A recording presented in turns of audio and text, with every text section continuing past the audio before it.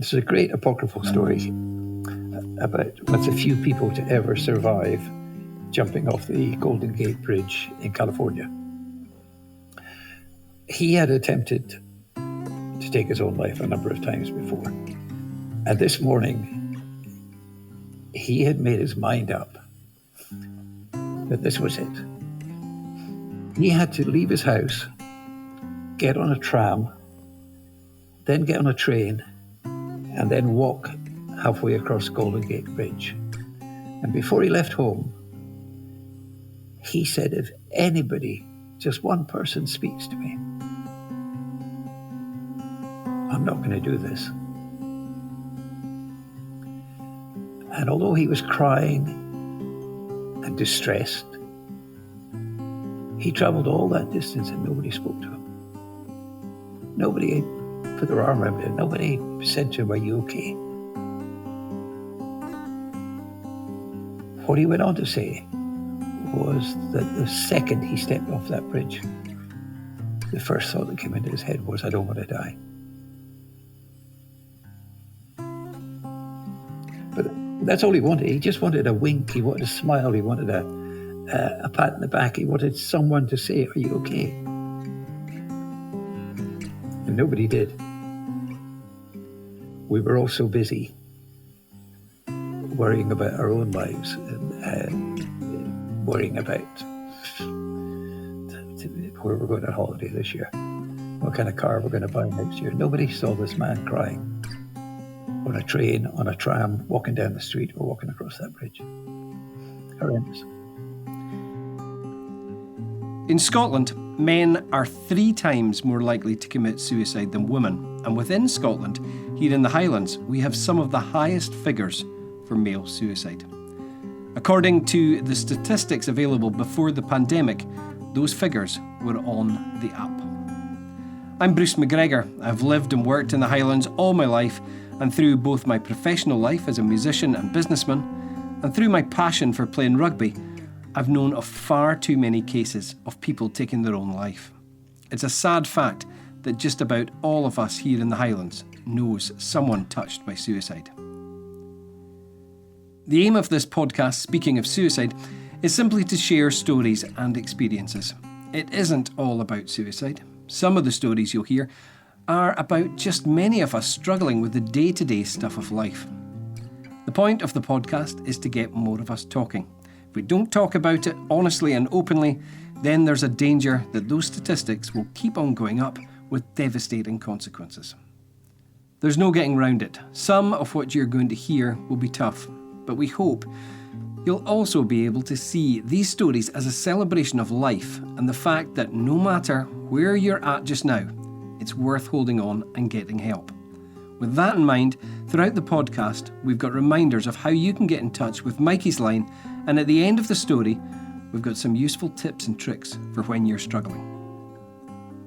Speaking of Suicide has been funded by the Highland-based family firm D&D Paving Ltd because the construction industries suffer from particularly high rates of male suicide, and they wanted to do something to help. No matter what industry you work in, tell people about this podcast. Like, comment, subscribe, share it. If we manage to help one person step back from taking their own life, then we've succeeded. And please remember, if you're listening to this and it becomes too much, you can always hit the pause button. Yeah, I was born in Inverness and went to school there. Left when I was 15 and moved to England. Spent 40 years 30 years in London. I'm the series producer, Pennie Latin, and in this first Speaking of Suicide, I'm talking to Ron Williamson. Ron is the man behind Mikeysline, which, as we're going to hear, he set up after his nephew, Michael, took his own life. So, you mentioned Michael there. Tell me about your nephew, Michael. What was he like? Oh, charming, lovable, smiley, class clown. Always in the thick of it. If there was a joke to be told or mischief to be got up to, Michael was there. And did you have much of a relationship with him? Yes, yeah, tremendous relationship. And in fact, the year that he died, 2015, we were in the throes of trying to get him out of Inverness and down here to Southampton to carry on with his chosen profession, which was he wanted to be a chef. And he had been working in Inverness as a chef, but it wasn't really going anywhere.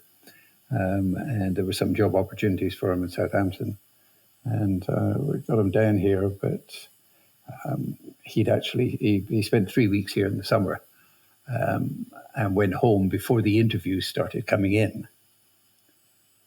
And he went home for an appointment going off to Sunny Bay, I think it's called. Sandy Bay, Sunny something or other in Bulgaria for a holiday with the boys. And it was a few months after that he died. How did you hear about Mikey's death? Can you take me back? Yeah, sure. House phone went at 7:30 in the morning, and at the other end was this bear-like animal cry, as if a bear had got its foot stuck in a bear trap. And it was my younger brother telling me that 10, 15 minutes before then he'd found Michael dead in his bedroom.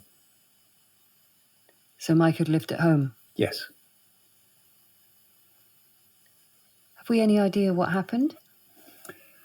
There are various theories. One of his friends, a close friend of his, took his own life on the Saturday before. A kid with a very troubled past, a very difficult upbringing, with a history of depression, took his own life on a Saturday morning. And that was the second one of Michael's friends that year. The Christmas before, a young fellow called Ryan had taken his life, all the same age group. So Martin went, and the news came through on Saturday morning, and Michael went on a 48-hour binge of drinking anything and everything, and going from pub to pub, going from people's houses to people's houses, all doing a wake, if you like, for Martin. And he came home after no sleep, just drink for 48 hours. He got home about 1 o'clock in the morning and went straight upstairs, said goodnight to his father, and they found him at 7:10 in the morning in his bedroom. How did you respond to hearing about his death? How surprised were you? Was this completely out of the blue, Ron? Absolutely shattered and completely out of the blue from the happy, smiling character that sat on my couch 3 months before, flicking his Tinder switch from side to side. Yes, no, yes, no, yes, no. I think Tinder is some dating agency in the local area where you put your picture up, and Michael was going, yes, yes, no, no, yes, yes, on his phone. So yeah, a total surprise, a total shock, just dismay. I mean, we'll talk later about the impact, what the events are immediately following a suicide within the family. But on that day, Michael had a brother who lived in Maidstone in Kent. And so Ian rang him, and we managed to get James through here to Southampton by noon.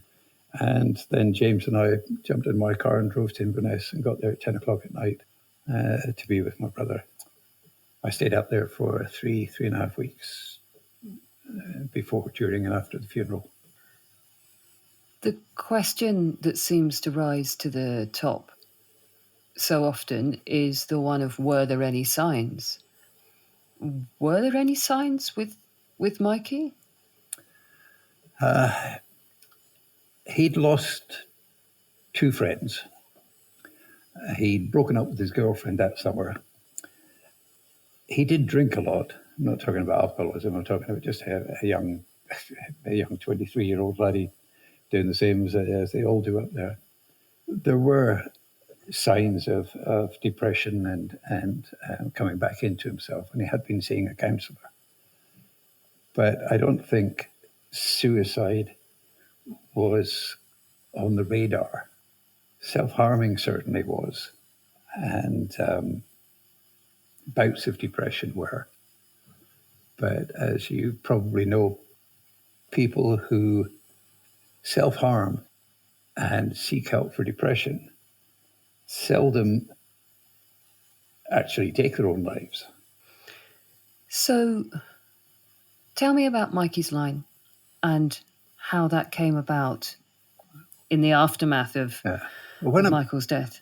When I came up to Inverness, I started looking for all the answers to the questions, and of course there were no answers, but I got speaking to quite a number of his peers, his friends, before, during, and after the funeral. It became apparent the number of young people who were suffering from depression, thoughts of suicide. I remember sitting at a table during the wake with 10 young fellas, 10 young men, all in their 20s, 3 of whom who had attempted suicide. And all the others knew about these 3. I just started talking about it because I was trying to get answers as to why Michael did this. And they started telling me about their problems.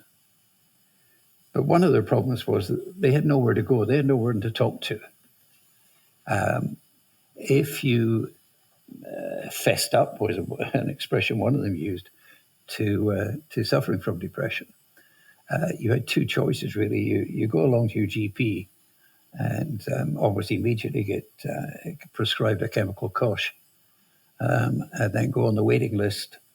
And if you're lucky, you will get to see a psychologist, psychiatrist, consultant, or whatever at New Craig's 6 months down the line, 9 months down the line. In fact, one Labour MSP reported a couple of years ago that it could take up to 700 days from a GP diagnosing depression through to actually getting an appointment at New Craig's. And because depression comes in waves with many people, if you're waiting 6 months for an appointment, the appointment could come along during your good period. And you've kind of forgotten how bad the bad period was, especially if you're young. You've forgotten the depths that depression has taken you to. It comes through, you're planning your holidays, you're off to sunny beach, you're doing whatever. So a lot of them never kept their appointments if they were lucky enough to get them. None of them felt they could really talk to each other about it. Why do you think that is?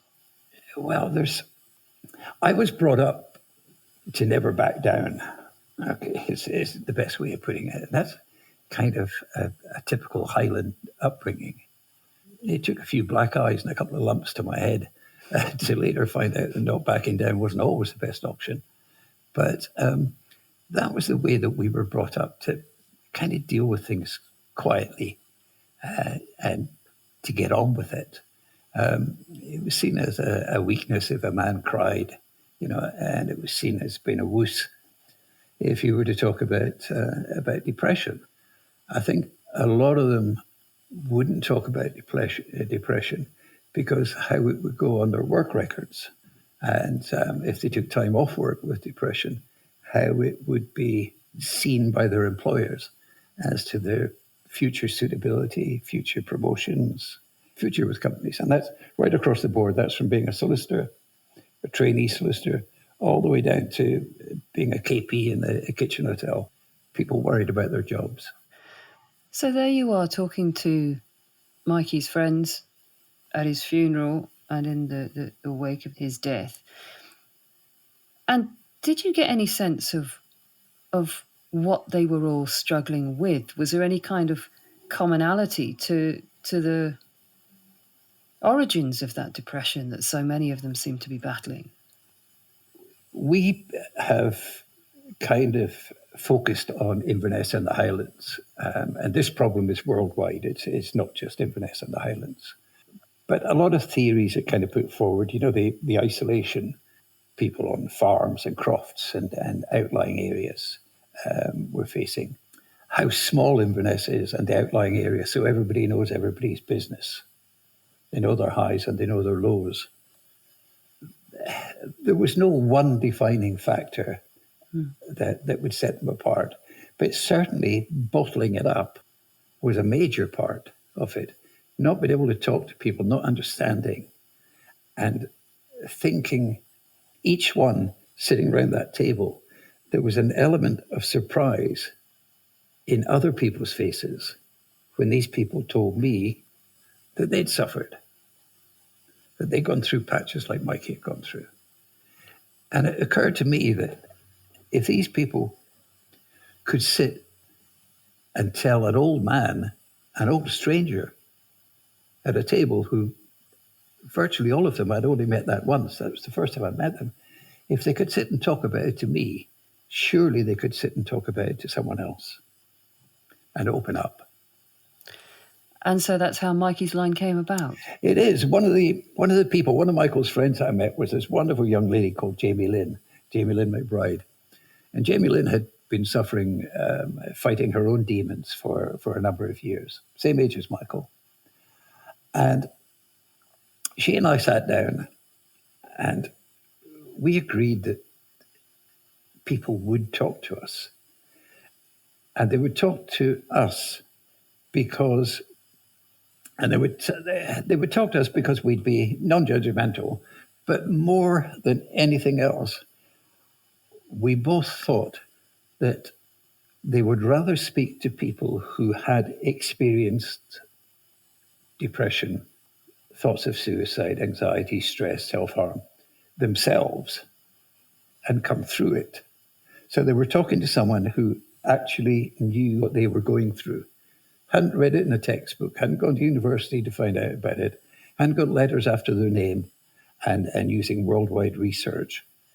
People from their area who knew what it was like to live in Hilton, who knew what it was like to live in Diribacht, who knew the local area, knew the local problems, knew what they were going through, but it also the light bulb moment when they realized that wee voice in their head that's dragging them down, they're not the only ones that's got it. Everyone's got it. So if we could find people, enough people, to man a helpline who had experience themselves, who could talk on the same level, the same accent, the same empathy, and the same understanding, then we would have cracked it. Now, the reason we come up with a text line service is that we found out when we started doing a wee bit of research that 2 out of 5 people who call a helpline actually hang up when they hear a human voice at the other end of it, because realization sets in. We also worked out that Inverness is such a small place that the possibility of someone ringing up for a phone conversation, recognizing who was helping them at the other end, could have been problematic. So that's where the tech service came in. And what was the response like? For the first 6 months, 100% female. 100% female. We were fighting the same problem of getting young men to open up. Nobody would pick up that phone and make that first text. I think we had 2 texts in the first 6 months. By this time, Jamie Lynn had gone off and pursued another direction in her career. I was coming up to Inverness for 1 week a month, recruiting volunteers, meeting volunteers, getting them trained, just getting the ball rolling. And it took finding another great youngster. I mean, there have been loads of fantastic volunteers, loads of fantastic young people, whether they've been manning the phone lines, whether they've been manning the Hive drop-in centre, which we'll come on to, or fundraising or whatever. But the second great character I met was a young fellow called Stephen Reid, who was a very close friend of Michael's. And I recruited Stevie to come in and run Mikeysline. And through having a 24-year-old male fronting the line, it attracted more young men. And more young men attracted other men to open up about their feelings. And it started tentatively, but by the end of the first year, we were on about a level par of male-females. We'll continue with Ron in just a moment, but don't forget, it's okay not to be okay. And if you need someone to talk to, you can text Mikeysline on 07786 207755 or contact them via Messenger, web chat or Twitter. Sunday to Thursday 6 p.m. till 10 p.m. and Friday to Saturday 7 p.m. to 7 a.m. And how has it evolved since then? Because it started, 5 years ago, 6 years ago now? Yeah, it started December 2015. A chap that was very, very helpful to me, I think he's now retired, called Michael Pereira, who was head of mental health services at New Craigs. I met and had a few coffees with him in the early days, and he sent me a Telegraph newspaper cutting about an organisation down here in Hampshire, which had a drop-in centre, a crisis drop-in centre, where if you experienced crisis, you could actually walk in, no appointment necessary, and seek help. If you didn't want to speak, you didn't speak. If you wanted to speak, you did. If you wanted to do a one-to-one, you could. If you wanted to join in a group, you could. And that got me thinking that Inverness had nowhere. People with experienced mental health difficulties wandering the streets late at night were getting occasionally lifted by the police. The police had nowhere to take them. New Craigs was full, so they were getting locked up, kept in cells sometimes over the whole weekend because there was just nowhere to take these people. And there were other people who couldn't wait 6 months and were taking themselves up to A&E at Rigmore. And A&E isn't a place for a mental health problem. It is if you've been self-harming and need that kind of. But people just had nowhere to go and nowhere to talk to. So to coincide with the text line, which was totally anonymous, I secured premises in the middle of town and opened the Highlands from Edinburgh North, first ever crisis drop-in centre, non-appointment led. And that's been running COVID lockdown permitting, now for 4 years. And a good uptake? Very What's good. been the response? Very good uptake. One of the things that we agreed with everybody, and it's agreed at board level. Incidentally, I've now retired. I left the organisation in great hands on my 70th birthday. But one of the things that we agreed is we would never allocate numbers. A, not to scare people off, and B, not to highlight the scale of the problem up there outside those who needed our help. You know, we went into this to help people that needed help. We didn't go into it to alarm the public. We wanted people to be aware that there was help there. We wanted people to know what signs to look out for and how to deal with those signs. What we didn't want was everybody looking at the next person, looking at the other person, saying, "Is she? Isn't she? Will she? Won't she?" Yeah, don't want to panic. Yeah. Ron, you come from this culture. You grew up here. Could you remember that sense of isolation from your own younger years? To what extent can you identify with what the guys up here go through now? Well, it was a whole different ballgame when I was growing up. But we were all born. In my age group, were born just after the end of the war. So I was born in 1949. We're still going through rationing, and most of our parents had been in the war. So there was a lot of middle-aged, I would say from 30 onwards, people dealing with PTSD, although nobody knew what PTSD, it didn't have that name in those days. But there was a whole generation of people who'd been through a war and come back from a war. So that being brought up not to back down was kind of the generation I came from. But I do remember the highs and the lows of Inverness. The work all week for a mad binge Friday, Saturday and Sunday to go back to work in all week. The highs in the summertime because huge hospitality industry and not a lot else.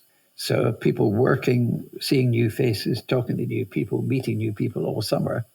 And then come October, bang, long dark nights, no work because the tourists weren't coming. The holiday season was over. It was just, no, I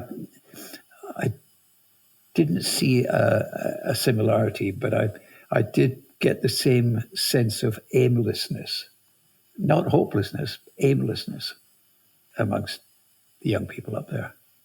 You know, it was living to work, not working to live. And out of interest, how easy do you yourself find it to talk about emotions, about difficult stuff? Michael's death has obviously prompted, I'm sure, a whole mass of emotions in you, but has that been easy to share? It certainly helped me. It's given me an understanding, and it's allowed quite a degree of introspection into what I've done in my life. You know, Mikeysline, and Michael's death, and then everything that we've gone through with Mikeysline, this kind of made me realize that I've spent a lifetime hearing but not listening, and I've spent a lifetime seeing but not recognizing. So I've spent quite a while, particularly since I retired from Mikeysline. I spent quite a time going back through my life, looking at situations I could have handled better if I'd been more attentive, if I'd been more understanding, of cries for help that I never knew were cries for help, of things that I've personally said or done that were without feeling or misconstrued, that could have been handled better had I the kind of empathy that I now know is needed and the kind of understanding that I now know is needed. So, yeah, it's been a big change for me. And that's been prompted by Mikey's suicide? Absolutely. Absolutely. You know, the sheer waste of young life. You know, I mean, any death, any suicide is a waste. But when you take a young person in their 20s with their whole life ahead of them, some of them already with young families, some of them in relationships, some of them in good jobs, they've got their whole lives ahead of them. Adventures that I've been through in my 70 years that they would give their back teeth for, all gone in an almost spontaneous, often spontaneous decision. Suicide is quite often a spontaneous decision. It's maybe been thought about, but it's never been studied. People who have long-term thoughts of suicide seldom take their own lives.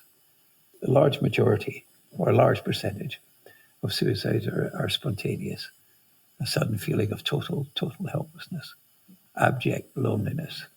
And those are the people that we can't help at that moment, because once their mind is made up, they will go and do what they're going to do. It's the people who are in the thinking stage who will contact Mikeysline and contact other organizations and seek help. Those are the people who don't really want to die. Suicide is often that in the moment spontaneous thing. Yeah. But of course, Ron, the ripple effects for the family are huge. Describe for me, from a family's perspective, what it is like to experience losing someone to suicide. Well, I use the analogy quite often, but it's like an earthquake. It's like the ground opens up beneath you on getting the news, and you just fall into this darkness, this numbness. And very, very shortly, very quickly after the earthquake comes this giant wave after wave after wave of emotion, different emotions, different feelings. It's like a tsunami. You go through, first of all, dismay and disbelief. This can't have happened. And then you go through anger, and you're angry at the person who took their own life. How could they do this to us? How could he possibly do this to us? And then you're angry with yourself, because how could we not see that this was going to happen? And then you feel confused as to what would drive you start looking for a pinpoint, a trigger point. What would have driven him or her to take their own life? Was it us? Was it something we did, or was it something we didn't?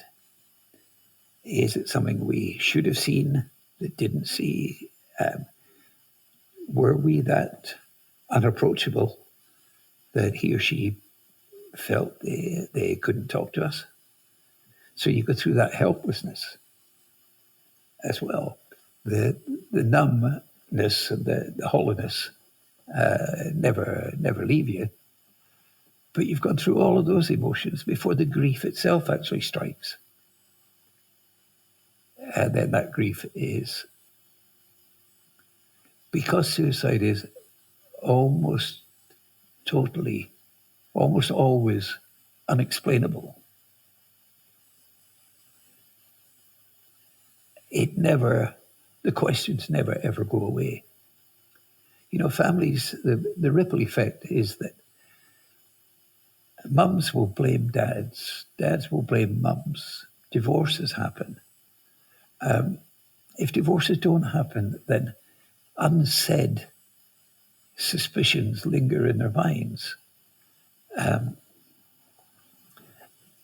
You question friendships.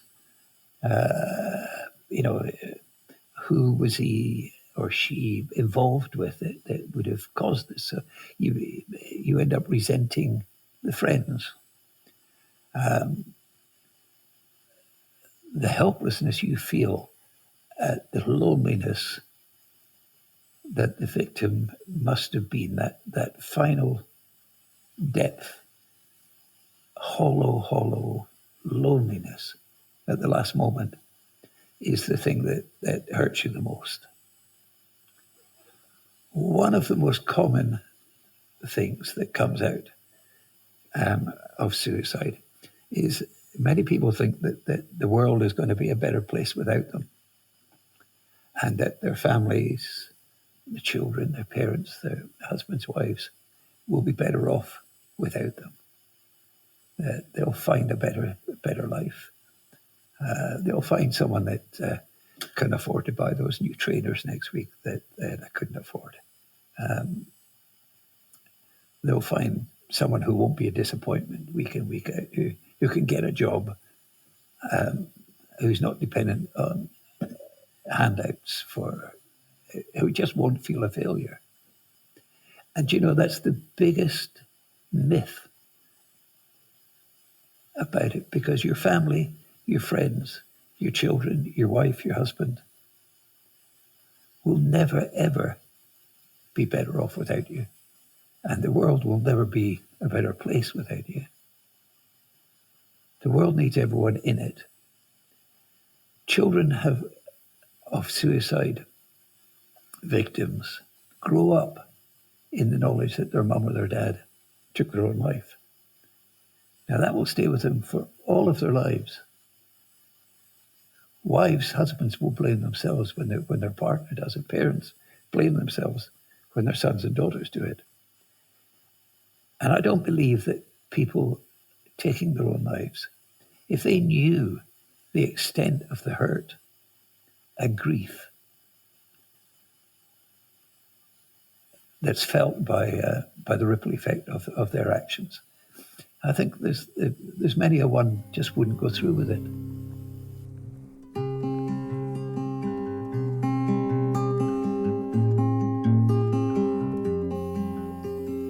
I live a couple of 100 yards away from a monument to King Canute, who, if you remember from history, was the king who sat down on his throne in front of the tide and tried to stop it, to show his courtiers that he was brilliant. And of course, he couldn't stop the tide. Ever since then, we've learned how to deal with the tide. We've learned how to build coastal defences to stop erosion. We've learned how to build tide barriers in the Thames to stop exceptionally high tides. We've built beach defences all along the south coast and in areas that are prone to extra high tides during storms and bad weather. And they built defences in the fens to stop flooding. So he could never stop the tide, but we have developed methods to lessen the impact of it. It's the same with depression, and it's the same with anxiety, and it's the same with stress. We need to, at a very, very early stage, and I'm talking primary schools, we need to be teaching our children resilience, strong resilience. We need to be showing them that bad things happen in the world. All the time, bad things happen. But they need to know that it's okay to be sad when you lose a member of your family, lose your granny dies, or your pet dies, or your friend goes away. It's okay to be sad. It's okay to be depressed. But that doesn't mean you're suffering from depression. It's okay to be anxious about an exam that's coming up, about how well you're going to do in it. You can be anxious, but it doesn't mean you're suffering from anxiety. And similarly, you can be stressed out about the new girlfriend you're going to meet next week, or the results of those exams. It doesn't mean that you're suffering from stress. And I think we're far too quick to start labeling our kids with expressions.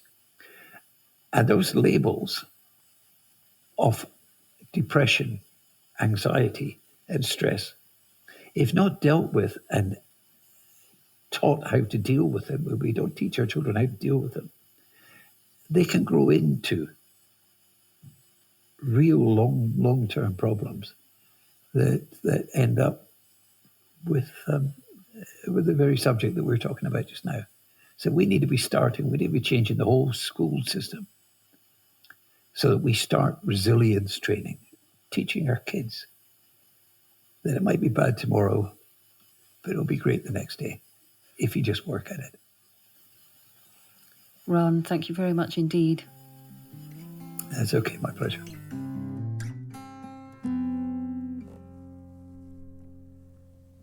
Pennie was talking to Ron Williamson.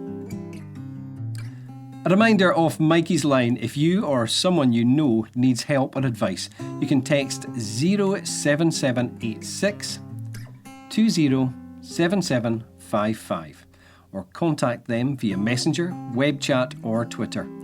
It's available Sunday to Thursday 6 p.m. till 10 p.m. and Friday and Saturday 7 p.m. to 7 a.m. Here's Shona McPherson from Mikeysline with a few thoughts for you to mull over. There's so much in what Ron has just shared, and let's just take a moment and look at some of the risk factors that he shared. Bereavement by suicide is a major risk factor, and Mikey tragically lost 2 of his friends to suicide in just 12 months. Another risk factor is having impulsive or spontaneous behaviour.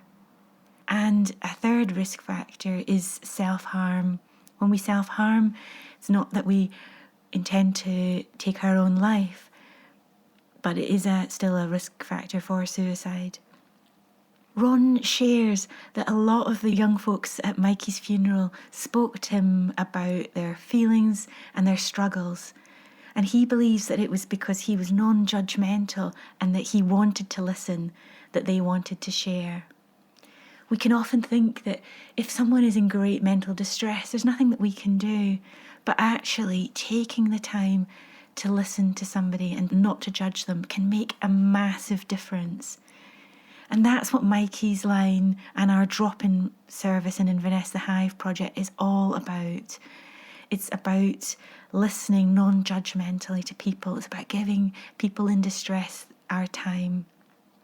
We are staffed by both staff and volunteers who are trained in listening, who are trained in mental health, first aid and suicide prevention, and most importantly, who are there because they care. If you are noticing any of the risk factors of being bereaved by suicide, of self-harm, of having suicidal thoughts, of having spontaneous behaviour in yourself or in someone you care for, please text us, or please encourage them to text us at Mikeysline on 07786207755, and we'll be there to listen. Speaking of Suicide is an adventurous audio production made possible thanks to the support of D&D Paving Ltd in partnership with Mikeysline. Next time on Speaking of Suicide. One morning I was supposed to go to work and I just got up and took a train, really early train in the morning, shot off, took my SIM cards out of my phone, went to Glasgow. I had no idea what I was going to do, but I had no intention of carrying on.